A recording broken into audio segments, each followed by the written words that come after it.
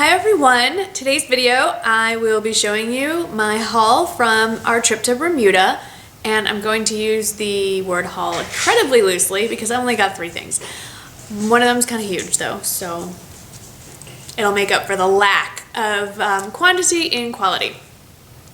So the first thing that I picked up, let me just start off by saying that Bermuda is not the shopping mecca that maybe Caribbean islands are. Their big advantage is that they don't have sales tax. So if you're going to be purchasing a more expensive item, you do have the benefit of saving the sales tax. But the stuff is still the price it is in the States, if not more. So the benefit, it's not great. They also don't have a lot of shopping there. It's a very small island. It's very pretty and it's a lovely place to visit, but shopping is rather limited.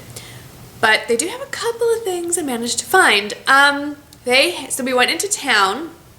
It was, I think it was December 27th because we got there on Boxing Day, December 26th, and that is a national holiday in Bermuda because they're a British colony, so everything's closed.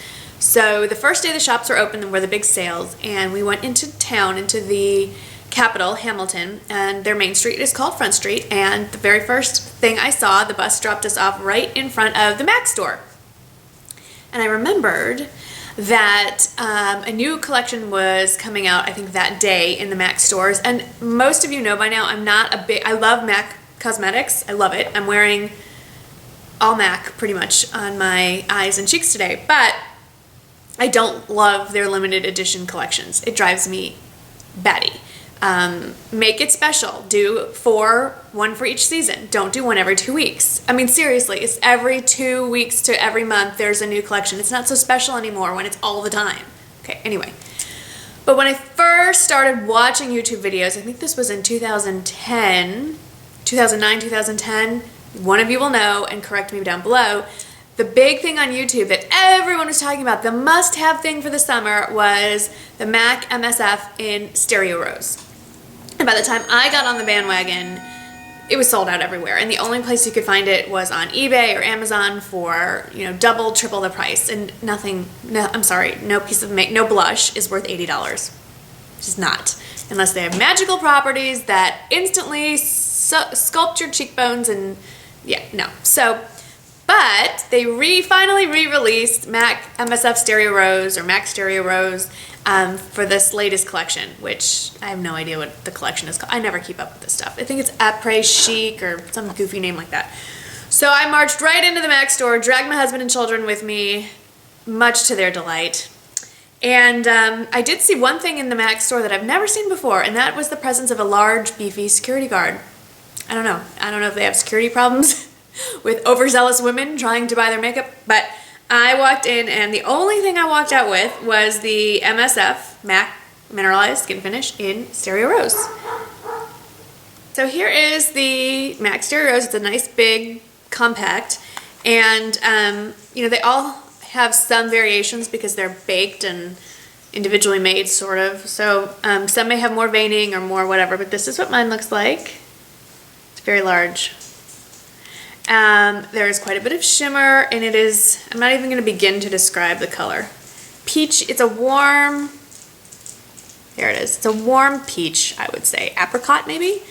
And I'm not wearing it today, actually. I'm wearing MAC Well Dressed, but, which I just got yesterday. And I will show that in a different haul. But I think it's going to be great for summertime. To me, it made more sense when they released it in the summer months because it really, I think, would complement a tan very nicely.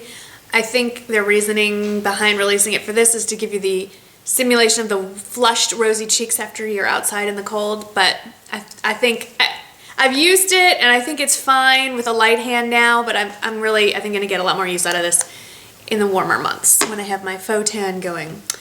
The other purchase I made, I wish I could tell you who makes this or where to get it, but I love the Evil Eye jewelry, and I love the little, they're called hamsas, the little hand jewelry that you see in a lot of Middle Eastern stores or themed items. And in the gift shop of our hotel, they had a bunch of these. Here's mine. This is navy, and that's the little eyeball. And it's just one of those bracelets that slides shut. You know, you pull it, you either, you know, you can pull it like that, and then you just pull it shut. It had little silver beads here. Those are long gone. I need to trim this or do something to it. I'll probably give it to my friend Katie to like do something to. And I don't know, I think it was like $10. So I love it. It came in different colors like red and pink and blue and light blue and whatever. But I thought navy blue goes with the most stuff. So I enjoy it. And then the big purchase. So a few doors down from the MAC store is a Louis Vuitton store. And my husband has gotten into his head that these make great souvenirs when we travel. And I'm not going to argue with him. So we had seen a woman wearing the purse I selected at the hotel, and we both remarked what a handy purse it was. And so when we were on Front Street and he saw the store, he's like, let's go in and look at it. Okay. So if you follow me on Twitter or Facebook, you'll have seen this. I picked up, and I'll pan out later to show you the full effect of how wonderful this bag is. I picked up, it's called the Eva Clutch. But it's really not a clutch in any fashion. So it's kind of, I picked the classic monogram. It comes in the checkerboard print, which is known as Damier something, a bean, I think. Whatever, it doesn't really matter what it's called. This is the one I got, which is the classic monogram, and this is my favorite print, so I like this. And this is kind of unique. This little brass plate. Usually when this brand has some kind of brass bling on it, it's much larger and in a different font, and I just liked how delicate this looks. It has this little gold chain, which I'll show you in this carnation is very decorative. But what I liked about it was the size and ease of which you can use it for. So it has this long strap, which I'll show you in a little bit, but it comes right off. They have these little, I'll show you in a second, if I can untangle myself. It has, okay, so the long leather strap has, oh look, it has little LVs on it. Can you see that? And they just go like that to detach. So very simple. So that can go bye-bye. And this then is a little shoulder bag. So I love the versatility of it. It fits very nicely on your shoulder like so. And it is a pretty healthy size. I'll show you it unzipped. It's pretty big. I easily fit a normal size wallet, not my big honkin' wallet, but like just a normal wallet, thinner wallet. My phone, my keys, my sunglasses, a whole bunch of makeup. Like, I was shocked how much I could shove in this bag.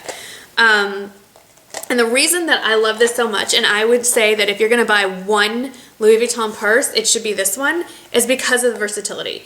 There is one that is a similar style, and I can't remember the name of it, but I'll look it up and put it in the description box. And it's a little bit bigger, and it closes with a flap. I chose this because I like the security of a zipper. And because I use this because of where I'm planning on using this, I like having that security. So during the day, even though I brought another purse, I brought my Neverfull actually. During the day, this was the only purse that I used the whole time I was there. And at night, it was the only purse because it turned into a cute little clutch. So, okay. So this is it back together, and I'm going to just step aside to show you how I wear it. So I can't fit my head and my torso in the same shot, so I'm going to be headless for you, but you can still hear me. So it's just a nice crossbody bag, and it's hands-free, and the chain becomes a decorative little piece to add to it, and it's very handy. So I think it's a great, falling off my chair. Okay, I think it's a great travel bag because it's so versatile. It's literally handy, or in my case, hands-free. I wore this, we went hiking all over the island. I wore it when we went hiking, more like glamour hiking. I mean, I wasn't like going off on the rugged trails. We were just walking around the streets. We climbed a lighthouse. I wore it to the beach. Seriously, we were walking on the beach. I wasn't like in a bathing suit or anything. wore it to the beach. Wandering around the hotel, you know, was just perfect because not everything I wear always has pockets, so I could just, you know, shove a few things in there and go.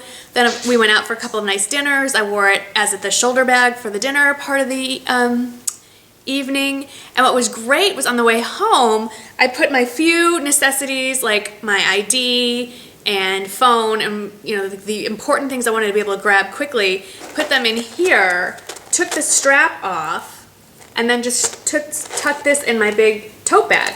So it's a very handy, your passport and all that in here. So it's really, really handy for travel. But what I also plan on using it a lot more for is mommy type stuff. I know it sounds crazy, but as your children get older, you do a lot of mommy things that are completely different from when your kids were younger. So when I was doing mommy things when my kids were younger, I needed a huge purse to throw like extra snacks and little toys and hand wipes and baby wipes and all that stuff. Well, obviously, I don't need all that anymore, but I still go to a lot of child-centered or my child-centered events like football games, football practices, baseball games, baseball practices, theater play events, and all the other stuff that my kids are involved in, golf lessons. There seem to be a lot of sports around my life. But when you're sitting in a stadium, you don't always want to haul around, or, you know, like bleacher seating, you don't always want to haul around a big bag, and when you set it down next to you, it takes up another space.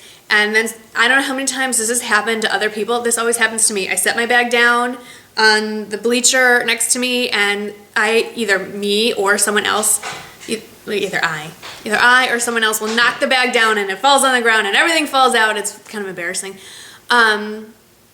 Or you're in tight quarters and there's really no room for the bag. So this is really handy because it's up against your body. You get what you need in there. It's really taught me to pare down, and it's just really, really handy. I think it's appropriate for younger girls. Like in their 20s, you know, like I'm not saying that a 14-year-old should have a purse like this, although I have seen some. But I just think it's an age-appropriate bag from younger girls all the way up. But anyway, thanks for watching my haul. It's very small, but I think significant to me. And if you have any questions, of course, feel free to ask them. I'll be happy to answer if I can. And I will see y'all in the next video. Thanks for watching. Bye-bye.